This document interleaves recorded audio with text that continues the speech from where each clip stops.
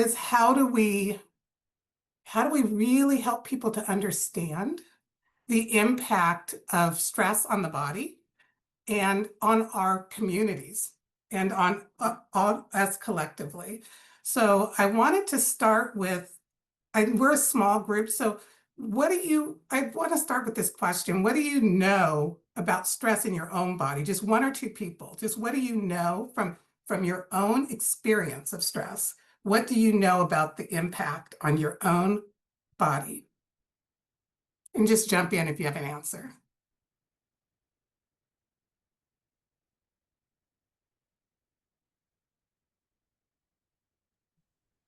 When I'm super stressed, I forget about the importance of nutrition. Thank you, Astrid. And someone else put the digestion issues. Libra, I think I hear a Nancy outside. Can I just take 1 minute to make sure that that's not the case? Absolutely, absolutely. What else do you guys feel when you know stress is happening to you? What is up? Hi, Carol. What did you say? I didn't hear you. Clench my teeth. Yes, that's a big one, man. Clenching your teeth, even unconsciously, right? Like folks have to sometimes sleep with something because their body unconsciously will do it at night. It is a thing. Grinding. Thank you. Absolutely. Thank you. Thank you. So one more, because I want to kind of hear what, oh, thank you, Caroline. Go ahead. I'm having various health problems for gastrointestinal issues, sleep issues, and hyper, it's not hyper vigilant, but jittery, Yeah. startling feelings. Like you said, you thought you heard something outside. You calmly walked to make sure that it was what you didn't think it was, but how it affects me is I have like a feeling of panic. Yes. Yes. Absolutely. Absolutely. And that's so normal. We're biological animals, and our nervous system was designed to keep us safe, and it was designed to keep us in relationship with one another. We're mammals, right? We love to be together and we love to be safe. And stress disrupts both of those biological mandates that our species really has. So the neurobiology of stress, I'm just going to speak a little bit about this, and you guys mentioned it before, that it impacts our cognitive function, right? And not just in, I can't think clearly or I'm stressed, but it actually interrupts our epigenetic capacity for neuroplasticity, right? It makes our brains smaller and more fragile, right? And so some of this epidemic of Alzheimer's and other brain conditions can be linked to stress, to toxic stress specifically, because we are also designed to be able to manage stress, right? And we'll speak about that in a bit, but those two imperatives, one is to be safe and the other is to be close, right? It also, someone talked about digestion, or I saw that come up a little bit. Most of the serotonin, our good hormone in our body, is in our gut, right? It's in our belly, right? So stress impacts our ability to digest, but also our ability to manufacture and have access to serotonin. So it's one of the reasons that when we're really, really stressed, we crave comfort foods, right? Or sometimes when we're really, really stressed, we just can't put anything in our body at all, right? We just can't even drink water, right? Depending on your inclination, I'm a comfort food girl, but depending on what you do, I wish I could stop eating when I'm stressed, but I don't. And it's also, I will talk about the other one that I want to mention today is the epigenetic impact on different populations of stress. So we're not all going to experience stress in the same way. For some of us, it's going to turn on certain conditions. I'm an African-American girl. it's going to turn on high blood pressure, possibly diabetes. These chronic conditions that I have epigenetic triggers in my body for will be awoken from the stress. So, so you can imagine what happens in our bodies. I'm so annoyed with my dog right now. You can imagine what happens in our bodies when we're under the kind of constant threat we're feeling right now. And there's no reason to, we can pretend we're not under threat, but our bodies will not believe us, right? We're not going to be able to fool our bodies into imagining that we are safe right now, right? And I don't think it matters who you are. Some of us are feeling it more, but I think everyone's feeling it, and I work with clients who are under trauma. So I know everyone's feeling it. I'm hearing that from my clients every day. So that's the bad news. The good news is the neurobiology of rest. And this is why when Libra and Deborah, I don't know if Deborah's here today. Deborah Steinkopf is a friend of mine. I don't know if she's here today, but we're talking about this project. I got so excited because this is exactly what we who kind of think about brain health and neurobiology, we're really worried about folks not getting enough rest. I read an article a couple of days ago about, I don't know, I have this is like a bio ring, like it's a aura, I think it's called, and people have the watches and all the things. One of the things that they're noticing, people who gather this data, is we are not sleeping. And that's not good, right? And so when they said that they were going to do something around rest, I was like, oh, thank goodness, because part of rest is sleeping. Not all of rest is sleeping. And you'll learn that as you go along. There's so many different ways to be restful, but sleeping is a really important part of that.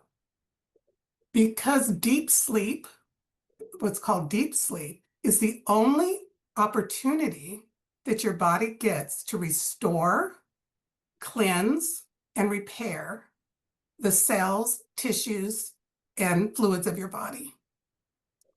So think about that.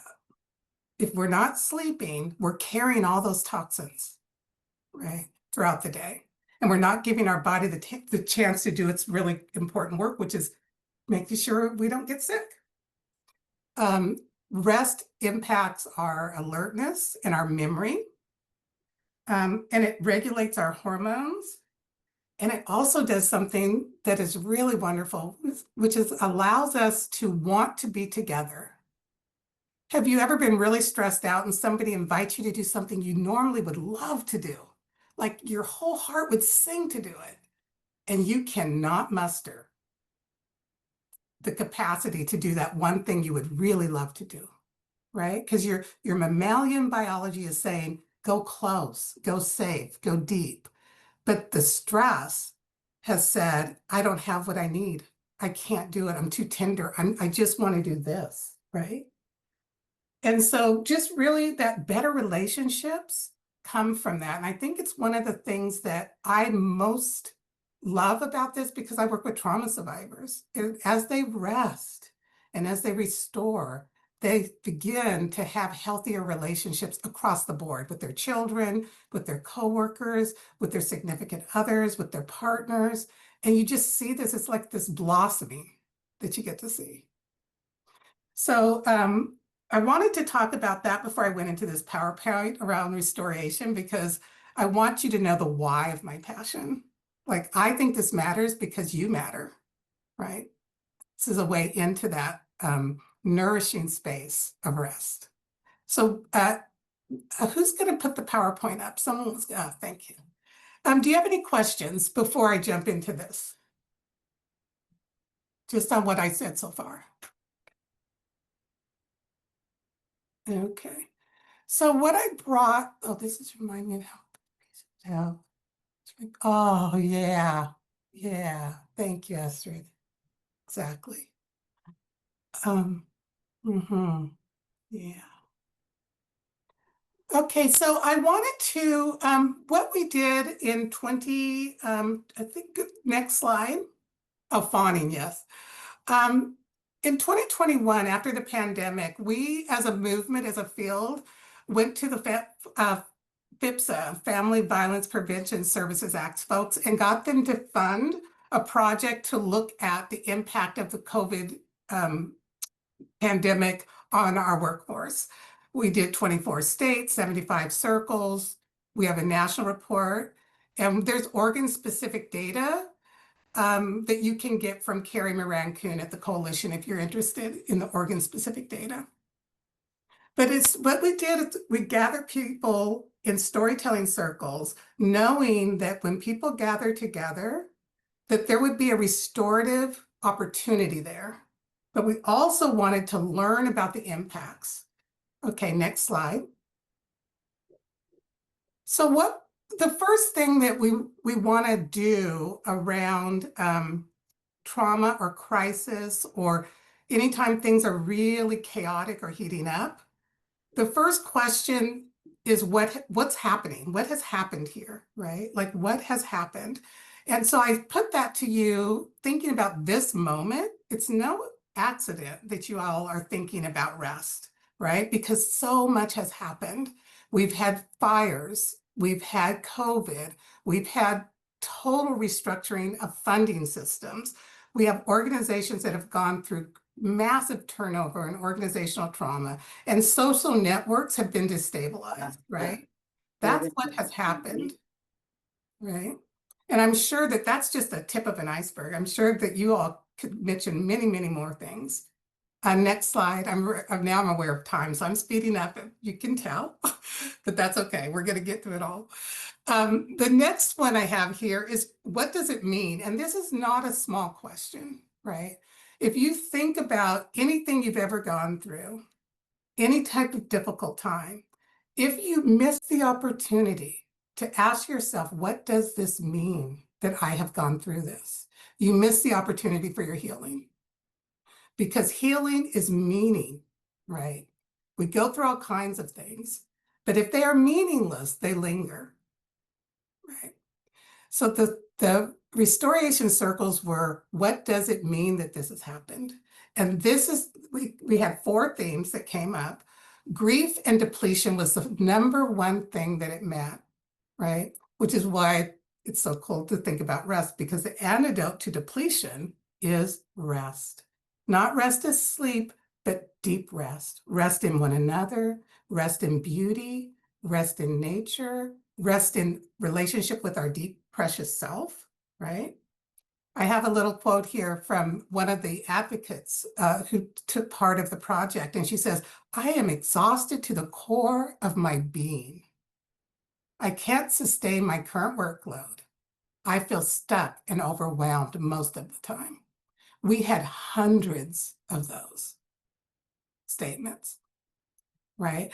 So that meaning came out. The other thing was that healing and connection mattered, right? It matters to take the time to heal. It matters to take the time to connect. So that was the other thing that came up. That was the second one. I'd say about 70% of the people mentioned that. The other thing that came out of this was that once the healing, people had had this kind of time together, all this innovation and adaptation started to rise. Ways we started thinking differently about our work, what we could do, how we could do it, what's working, what's not working, and all this creativity came out.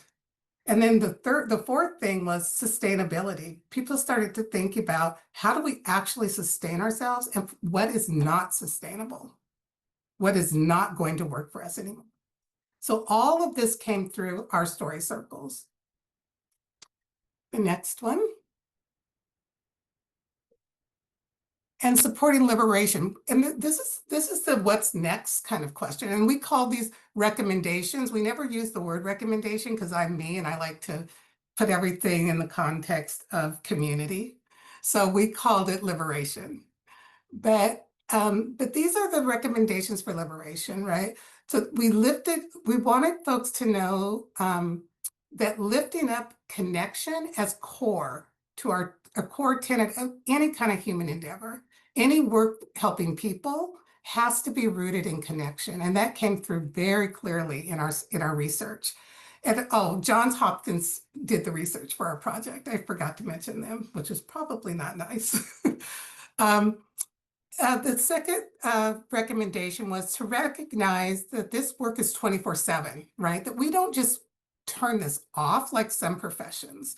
It's 24/7 literally, but it's also 24/7 in our body sometimes, right? And exposure to trauma and crisis. And so knowing ahead of time that rest and restoration and community has to be baked into the cake. It can't be a marginal thing. It can't be something on the side. It can't be done, once a year or twice a year, right? It has to be baked into the cake to respond to the 24/7 nature of this work. The third one is value the complexity, importance, and necessity of our workforce. So many advocates at the time were feeling undervalued, like cogs in a wheel. And so just realizing that we have to stop as a field and as a movement, people funding this work, people thinking about policy, have to think about the workforce first. Services are really important, but the people doing it are also really important and matter deeply. The fourth one is extend the survival sustainability arc to include thriving. And that speaks to what Libra said earlier from the beginning. Like there was something about this idea that we can thrive, we can move beyond these, just surviving and getting through. Liberation is about all of us being free, right? To be exactly who we are, exactly how we need to be. And that's met with some grace and some dignity, right? So to include that in everything that we're planning and thinking about doing is to think about that liberation and that thriving as the means to an end, as the end result. That's what we're going for, right? And then the fifth one, and I didn't list all of them, I just pulled the ones that I felt were connected to this project. But the level of expectations of victim services and what the funding can reasonably pay for to really have a to have a serious conversation about that and to really have that moment where you're paying attention. You're paying attention to what's being said and being truthful with people about what we can do with what they give us, right? Or what they're asking us to do with what they're offering. Is it enough? What else might we need? And to speak that truth to power. Okay, one more. Okay, so I'm going to stop there and open it to questions because I can talk about these practices later. Unless you want me to do it now. Okay, I'm good. Chrissy, you can take that down. Okay, y'all. What are you thinking? What are you feeling? What's bubbling up?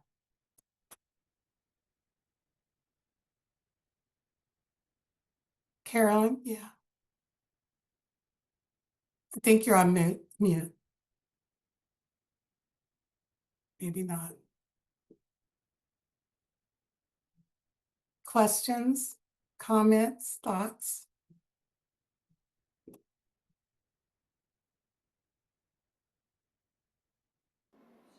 Vanessa, when you were doing the story circles,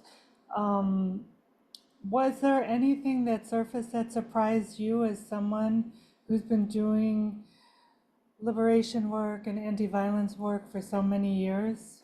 Yeah, I was surprised by the level of despair. We had a couple of story circles that, I'm a skilled facilitator. I hold a lot of space. And there were a couple of them that I was rooting myself.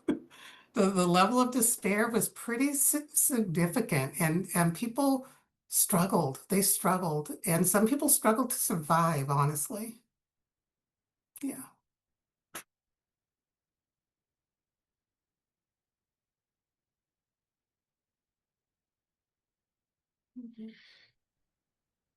As we think through some questions, I want to add just a moment of clarity to this kind of what Vanessa's bringing up and what we want this committee to also think about in conjunction with she's speaking to you about the body and what it means to rest, right?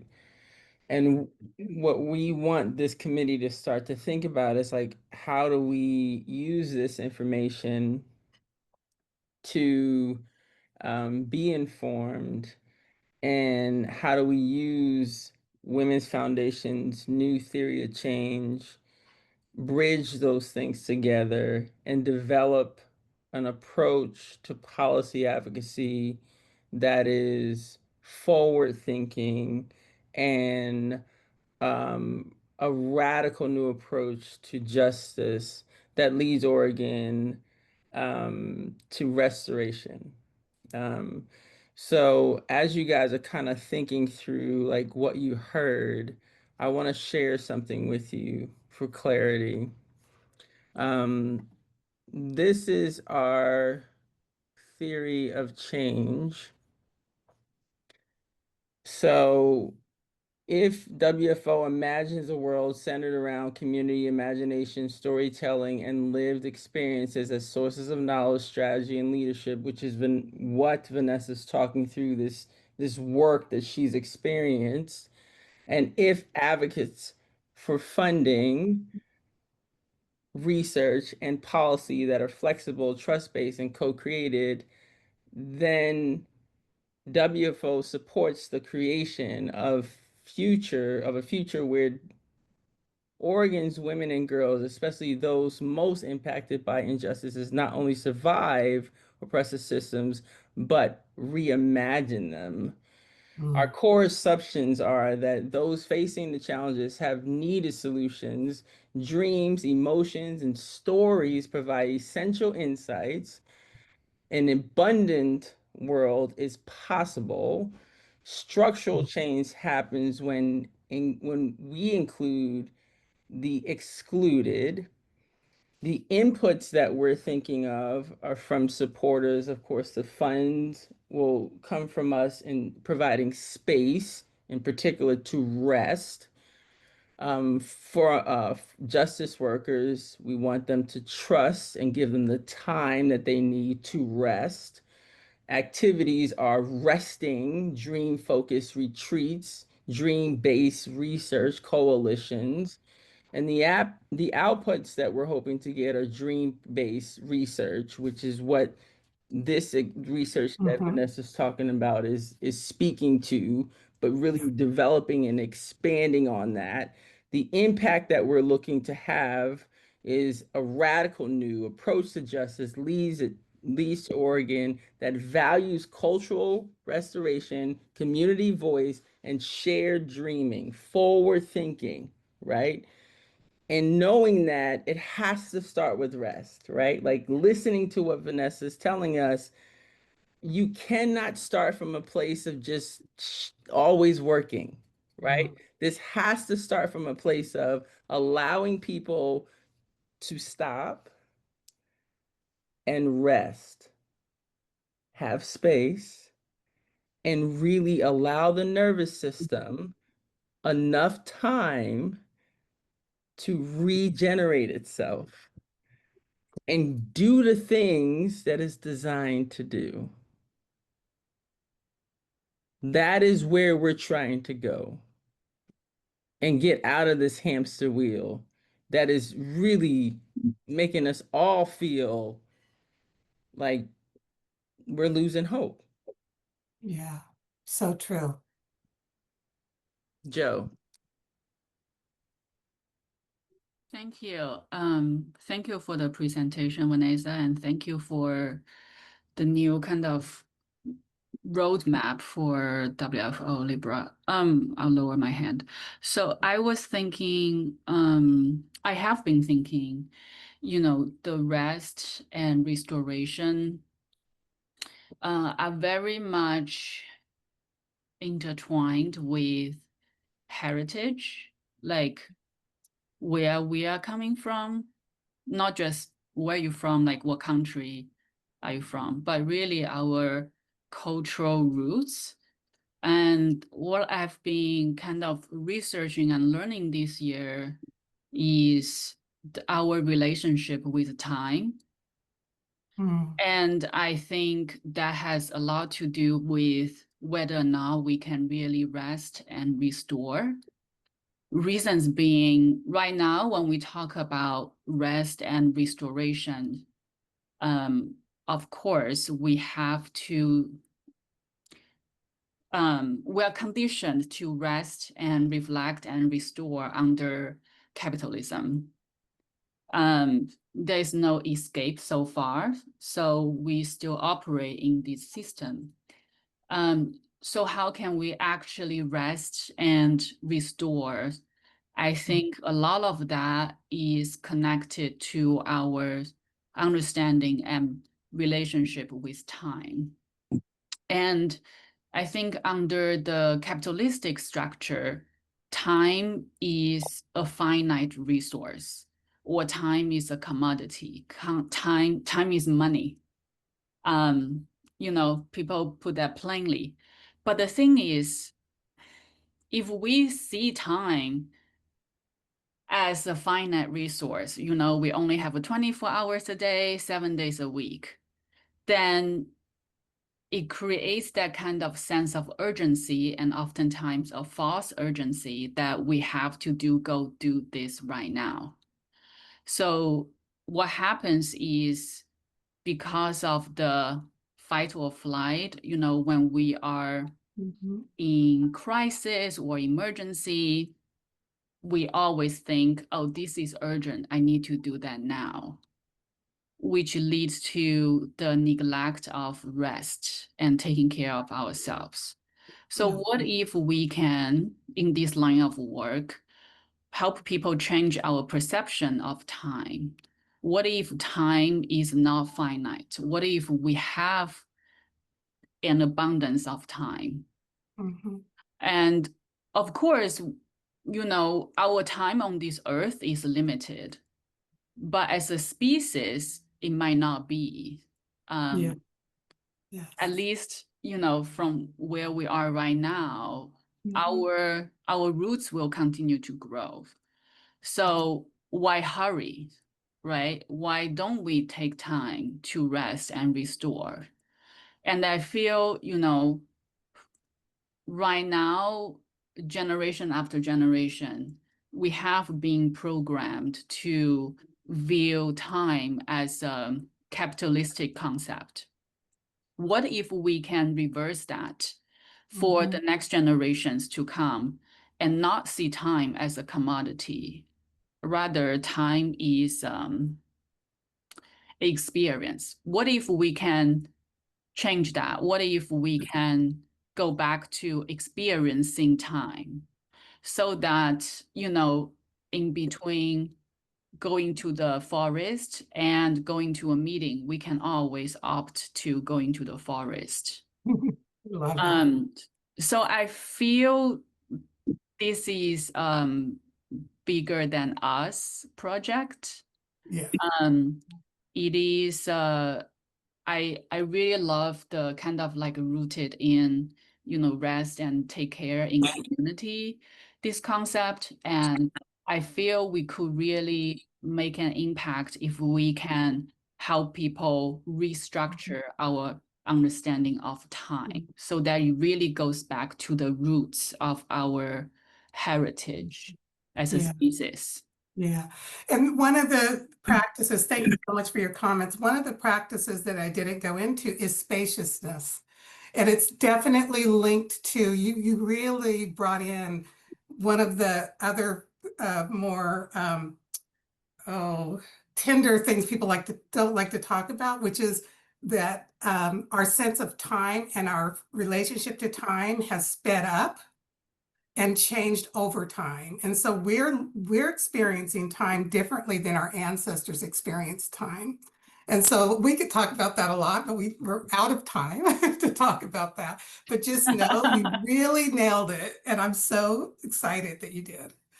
And Carolyn, you're going to be the last one that I get to check in with, because I'm on my way to Seattle to do another presentation, but I know that you had something to say and you finally have your mic off. So I'm excited to hear from you.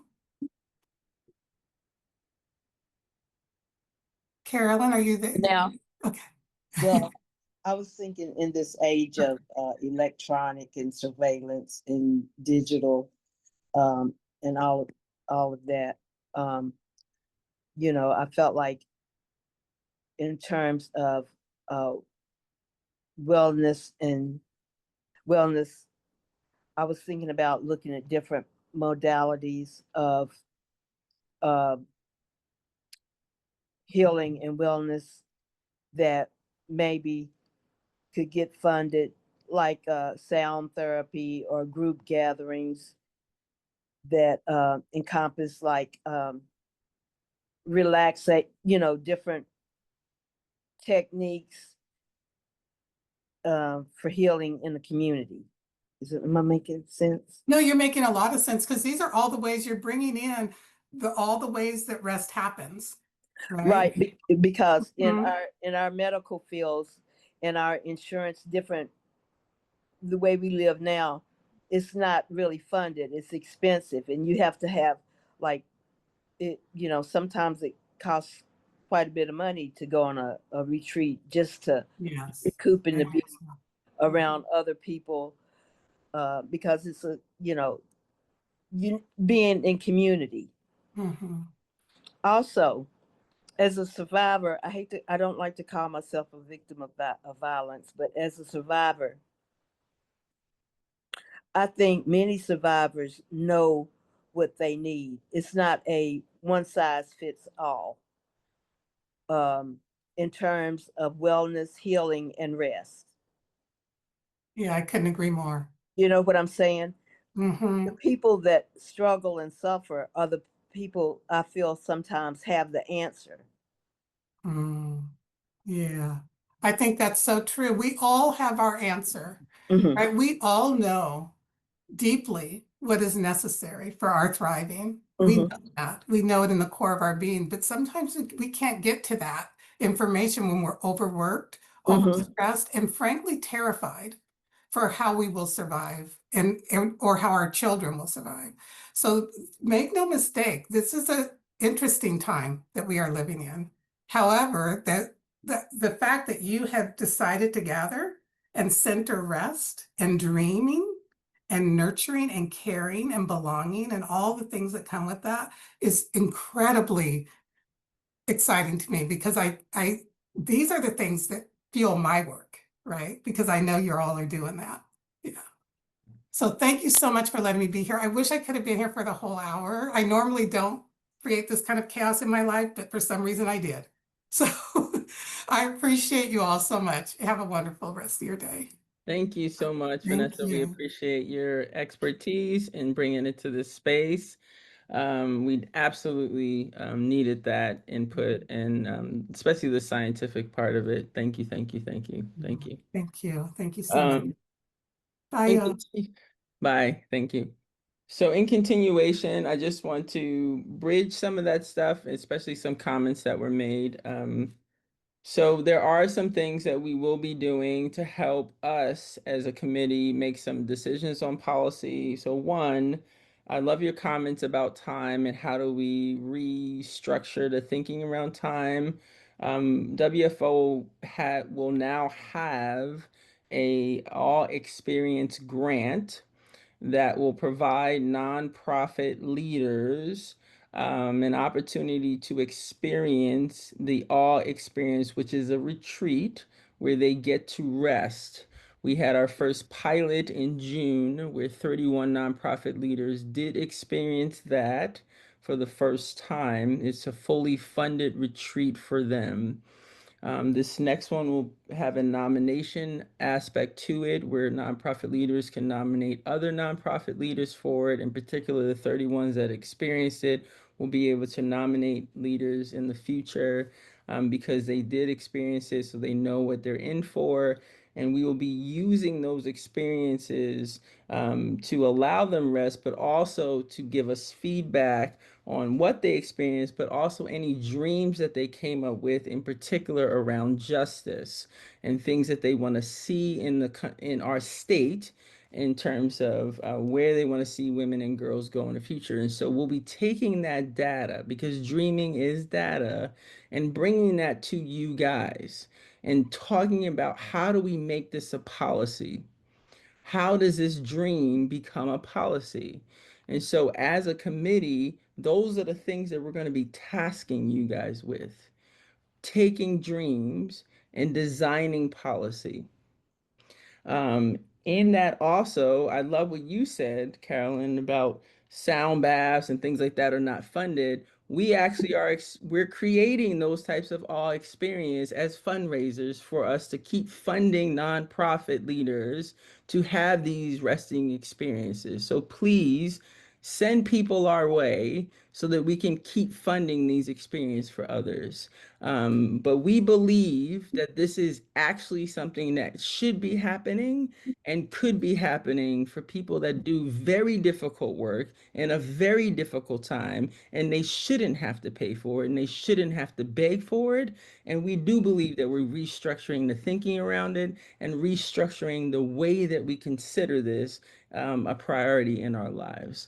This is very new. It is very different. And so it takes all of us to continue talking about it, to continue asking questions about it, to continue to look into it in order for us to understand it, make it better, improve upon it so that we can all experience it in a way that makes us all better.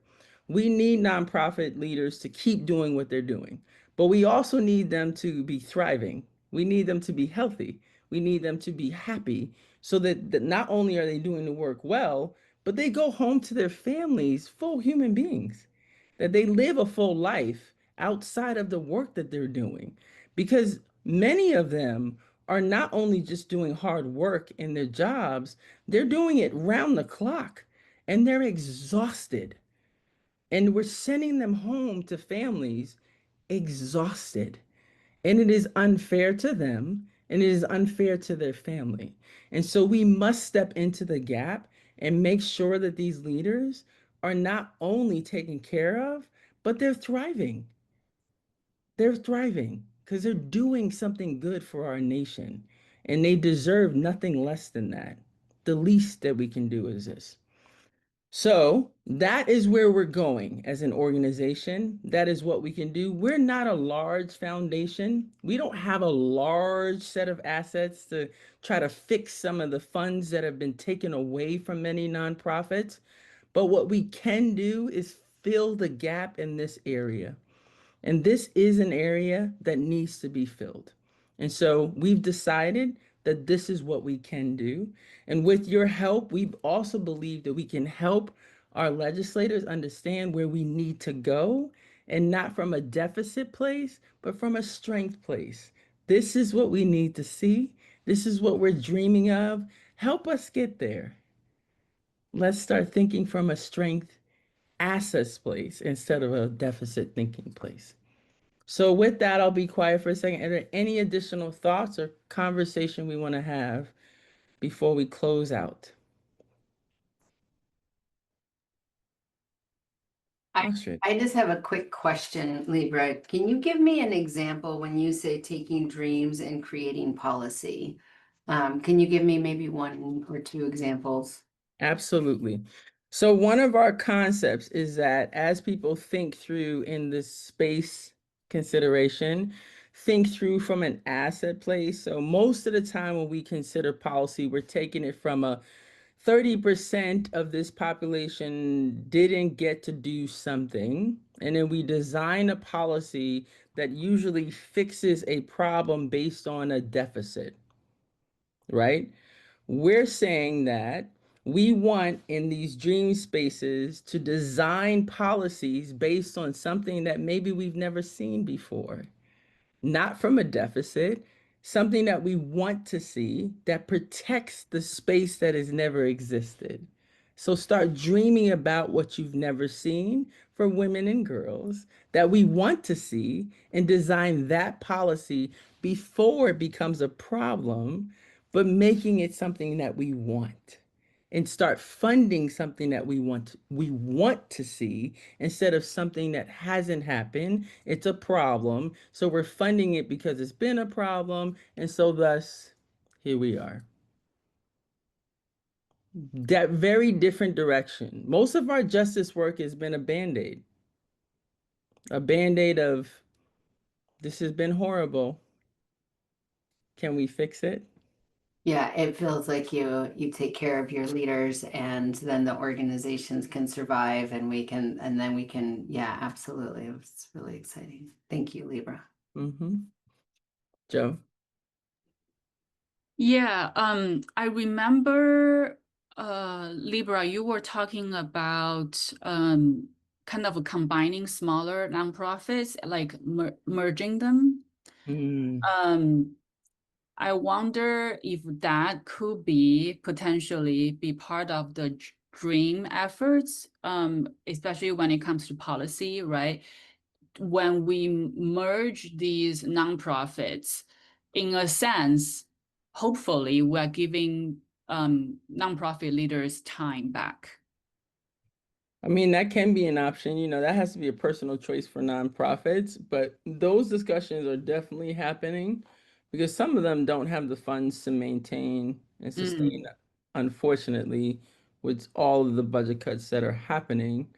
There are several conversations happening right now with NAO, based on some of the conversations, some of the training that's happening in consolidation, um, because it's required, based on the budget cuts.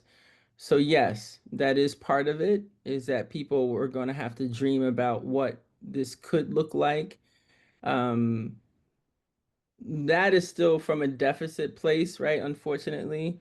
But some of them are dreaming about, you know, this could be different, right? And how do we serve our community differently from a assets place? Because we need to think about our communities differently because we're gonna be different. We are different. The world is different. And some of the things that we knew to be normal may never return for us. And So they we probably have to shouldn't. redesign. And they probably shouldn't. Many things shouldn't. But some of the things that we felt secure in, um, probably will not come back. So how do we redesign security? You know, what does that look like? And how do we redefine justice in a world that justice may look very different? Deborah? I just wanted to add on to something Joe said about, smaller organizations thinking about strategic partnerships and mergers. It's an interesting way to frame it. Not just sort of a response to crisis and funding, but to also frame it as an opportunity to develop sustainable leadership opportunities, right? I mean, it makes it more sustainable for organizational leaders when they can partner strategically, and it consolidates power and influence. Right now, it's so diffuse. We have so many small organizations that are struggling. They're doing good work, they're meeting community needs, they're supported by the community, but they end up working in isolation because they're so much focused on just the struggle to survive organizationally. And what happens when there are strategic consolidations? It's not, it makes leadership more sustainable. It also consolidates power and influence. And it's part of, I think the sort of broader questions we need to ask about, to your point, Libra, what are we losing? What are we not going to get back? It's an opportunity to sort of redesign stuff and redesign it in a way that is more accountable to the community, Yes. that centers community voice and not some government agency that's decided to give us money. Right. Especially when you think about money flowing into domestic and sexual violence services, it's from incarceral systems. Right. It's Exactly. never meant to be liberatory. Never. Right? So I don't know. I mean, I'm fascinated. I'm tired and I'm devastated and I have those feelings too, but I'm also fascinated by the opportunities this gives us to redesign things in a more community-centric way. Yeah. And that's really our hope, right? It's, well, first, let me say this. This is work, right? This is work. It's not easy to redesign. It's not easy to think in blank spaces. That's work. And it's hope. Um, And it's hope during a time where hope is definitely needed. During a time where sometimes it can be hard to hold on to hope. And so we hope, no pun intended, that we can be that kind of thing you can hold on to and look forward to. And as we walk through this difficult moment in our history, because sometimes that's what you need to get to that other side, to hold on to something. I can remember when I was a child, I was so confused that there were so many religions in the world, and I would ask my father, which one should I choose? And his answer was brilliant. He said to me, you must understand that you have to study all of them to understand which one is best for you. But the bottom line is every human spirit must have something to hold on to. You must figure out what you are going to hold on to. Human spirit must hold on to something. Some people choose to hold on to evil. That is a choice. But the key is to try to hold on to something that's inspiring to move you forward, right? Because that's really what's going to get us to the next level. And so I'm going to assume that you're here because you want something inspiring, not something evil. And so we hope that this is what that's going to give you and take you to that next level. It will be work. And we hope that we do in community, it's less work when you're not doing it by yourself. And so together, I think we can come up with some answers, not all the answers, but a few. And if everyone's doing their part, then together we come up with something whole. And it gives the community something to hold on to. So with that being said, we also have a new practice here at WFO to help you start to dream again. Because dreaming is a practice that you must do continuously to remember that 5-year-old self. Because dreaming when you were little was really easy. It's something that we did every day, all the time. It was fun. And then as we get older, we kind of forget what dreaming looks like. And so we call it the Dreaming Collective, and I'll share my screen. In this, we want to make sure that everyone feels comfortable in this Dreaming Collective. So this is not a moment where you have to share, but it is a moment where you can share.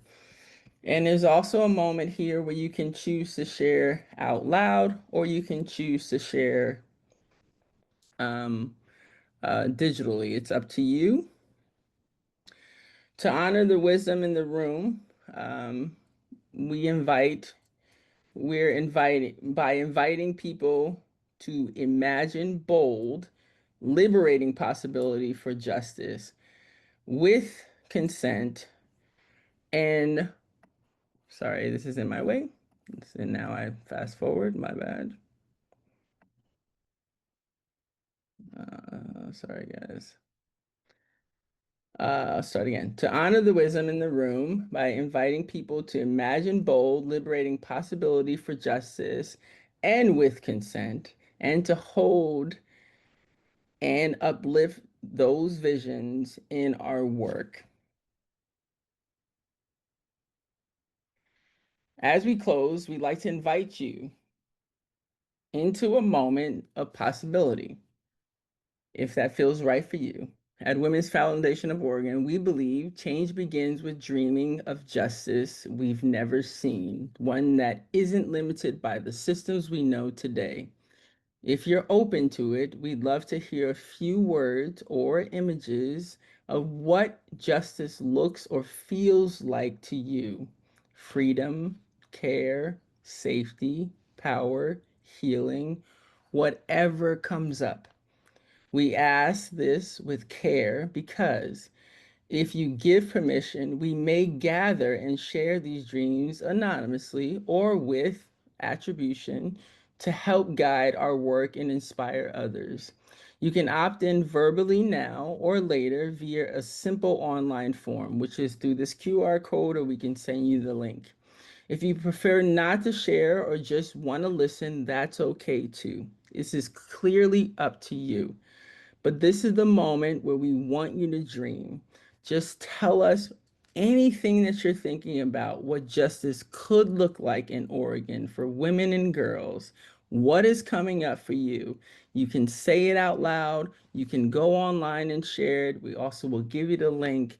But whatever you're feeling right now, please feel free to share it with us. Dream, dream, dream.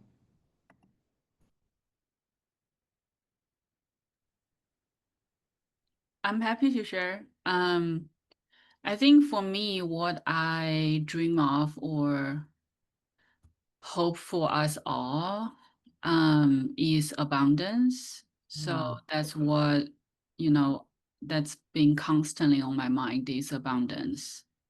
And I think we can all interpret abundance however we want. But for me, I think is for us to have enough for everyone, and everyone has their share, and everyone has the audacity to dream. It's like abundance is not just for the field, but abundance is for us all. That's my dream. Love that.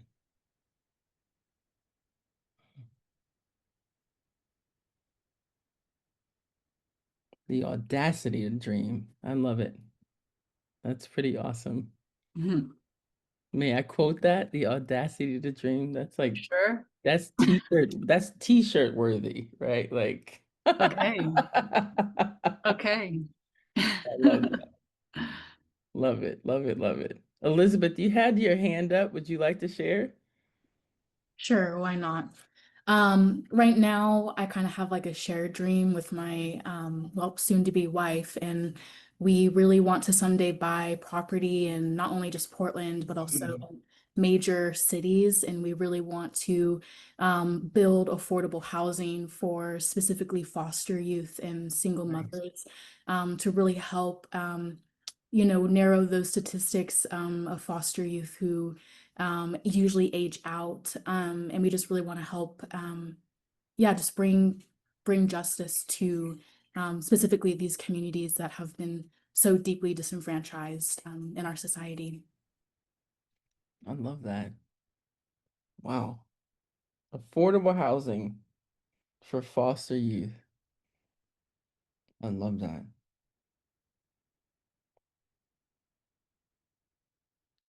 I see people typing too. Community care and mutual aid to strengthen our connections and responsibility to each other. I love it. Dream for community, not competition. People uplifting themselves. I love it.